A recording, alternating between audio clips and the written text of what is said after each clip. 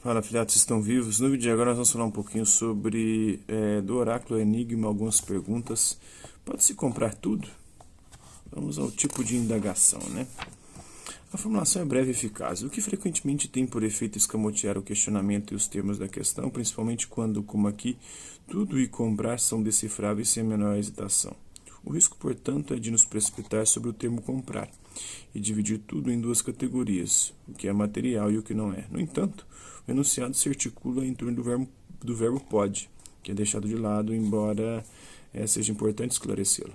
Na verdade, a ausência de alguma partícula interrogativa específica que leva os termos da pergunta a se concentrar no verbo poder. Ora, ao contrário das línguas inglês e alemão, português, como as línguas latinas em geral, concentra nessa palavra vários sentidos bastante diferentes que convém identificar para sabermos se a pergunta funciona em todos os sentidos, se em apenas um deles ou se em dois. Assim pode-se ter o sentido de ser capaz, estar apto a, ter condições de produzir um efeito, uma ação. Combinando-se geralmente com esse primeiro sentido, encontramos uma segunda ideia, a de probabilidade, significando que é verossímil a ocorrência da ação ou do efeito X. Uma vez que, primeiro sentido, sua capacidade operacional está ausente. Por fim, o terceiro sentido é da ordem da autorização. Posso sair? Examinado mais de perto, esse simples exemplo mostra que ele não é tão simples quanto o seu conteúdo conceitual. De fato, quem me dará autorização para sair? Todos os casos concretos que enumerarmos nos conduzirão à palavra mesma que logo poderia ter dado a informação. A autoridade é o que autoriza. Ora, as autoridades são de naturezas diferentes. Para não nos perdermos numa enumeração desordenada, convém proceder por categorias, indo, por exemplo, de baixo para cima, do grau mais relativo e modesto ao mais elevado e absoluto. Assim, a primeira autoridade é certamente aquela conhecida pela criança. O adulto, seja ele qual for, a seguir abordamos as autoridades profissionais e sua ligação mais ou menos estreita com o status social que lhes é conferido. Acima delas encontramos a autoridade jurídica, mais ou menos independente da autoridade política. Tudo depende da concepção de política com a qual lidamos.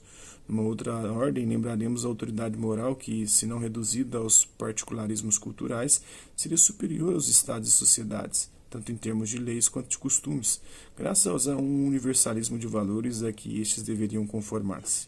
Na mesma ordem de ideias, a autoridade divina só seria superior à medida que estivesse acima desta ou daquela figura religiosa própria de dada cultura. Se não for de cunho religioso, essa autoridade será então filosoficamente metafísica, representando um absoluto.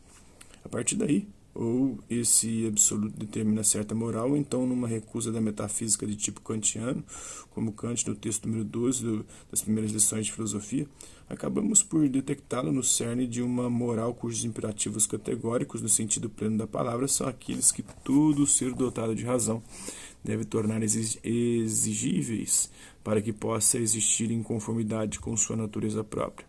Recapitulemos, portanto, esse terceiro sentido seria facilmente perceptível com a substituição de hipótese por tem-se e o direito de, levando em conta que, embora pensemos espontaneamente no ponto de vista moral, os outros tipos de autoridade talvez não devam ser negligenciados, pelo menos não a priori, com certeza.